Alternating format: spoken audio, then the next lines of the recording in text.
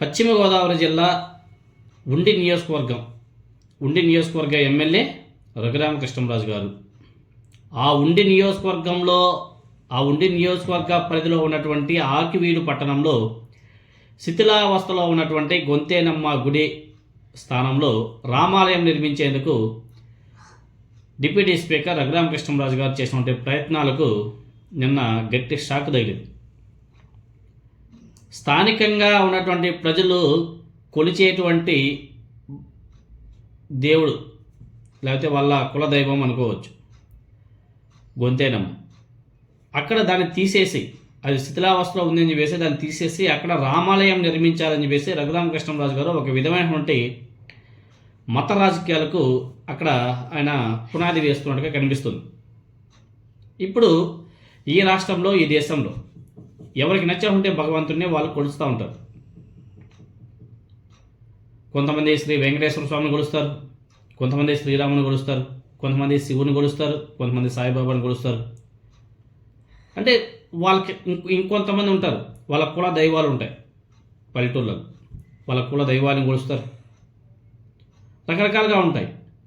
లేదు మీకు నచ్చే మీ భగవంతుని మీరు ఆరాధించకూడదు, మేము ఏదైతే చెప్తామో ఆ భగవంతుని ఆరాధించండి అన్న రీతిలో డిప్యూటీ స్పీకర్ రఘురామకృష్ణంరాజు గారు బలవంతంగా ముందుకు వెళ్తుండగా కనిపిస్తుంది.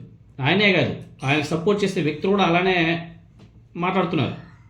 ఈవెన్ బీజేపీ ఏదైతే ఉందో వాళ్ళంతా కూడా దాని మీద రాజకీయాలు చేస్తూ పబ్బం గడుపుకుంటున్నారు. వాళ్ళు కూడా అంతే.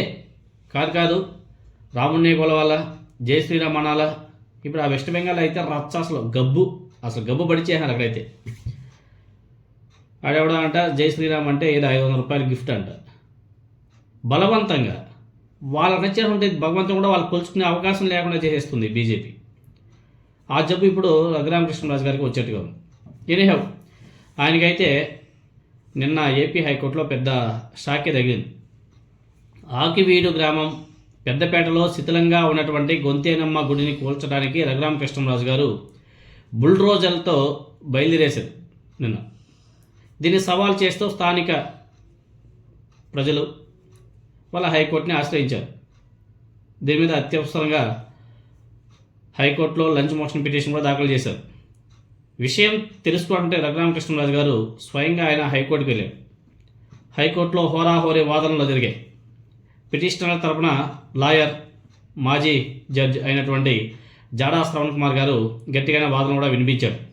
ఆయన లేవనెత్తినటువంటి కొన్ని అంశాలు Andhra Pradesh municipal corporation act section 202, 202 అదేవిధంగా 209 ప్రకారం మున్సిపల్ కమిషనర్ అనుమతి లేకుండా మతపరమైన నిర్మాణం చేయడానికి ప్రయత్నిస్తున్నారని చెప్పేసి వాళ్ళ పిటిషనర్లందరూ కూడా హైకోర్టుకి ఫిర్యాదు చేశారు.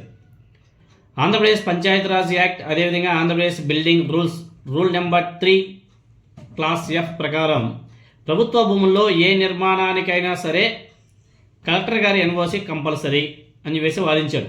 అంటే ఏ మతపరమైనటువంటి నిర్మాణాలు నిర్మించాలన్నా దానికి సంబంధించినటువంటి నిర్మాణాలు ఏవైనా ఉంటే కలెక్టర్ గారు, అదేవిధంగా మున్సిపల్ కమిషనర్ గారి అనుమతి కంపల్సరీగా ఉండాలంట. ప్రభుత్వ స్థలంలో ఏ మతపరమైన నిర్మాణాలు కూడా అనుమతించకూడదన్న సుప్రీంకోర్టు ఉత్తర్వులు కూడా ఆయన నిన్న వాదించాడు జాడా శ్రవణ్ కుమార్ గారు. సో ఈ కేసులో ప్రభుత్వం తరపున హాజరైనటువంటి లాయర్ శిరీష గారు రామాలయ నిర్మాణంలో అన్ని ప్రభుత్వ అనుమతులు తీసుకున్న తర్వాతే ముందుకు వెళ్తాము అని చెప్పేసి హైకోర్టుకి హామీ ఇచ్చారు. అన్ని ప్రభుత్వ అనుమతులు తీసుకున్న తర్వాతే శిథిలంగా ఉన్నటువంటి భవనాన్ని కూల్చడం కానీ, కొత్త నిర్మాణం చేపట్టడం కానీ జరగాలని చెప్పేసి హైకోర్టు కూడా తేల్చి చెప్పింది. సో ప్రభుత్వ అనుమతులు లేకుండా ఏ విధమైన చర్యలు చేపట్టకూడదని చెప్పేసి చాలా స్పష్టంగా చెప్పడం జరిగింది. వాదనల సందర్భంగా ప్రభుత్వ అనుమతులు తీసుకున్నాకే రామాలయం కడతామని చెప్పేసి ప్రభుత్వం తరపున వాదన కూడా హైకోర్టుకి వినిపించడం జరిగింది. తర్వాత ప్రభుత్వ అనుమతులు లేకుండా ఏ విధమైన నిర్మాణాలు చేపట్టవద్దని చెప్పేసి హైకోర్టు ప్రభుత్వానికి కౌంటర్లు దాఖలు చేయవలసిందిగా ఆదేశిస్తూ ప్రతివాదులందరికీ కూడా నోటీసులు కూడా జారీ చేసింది.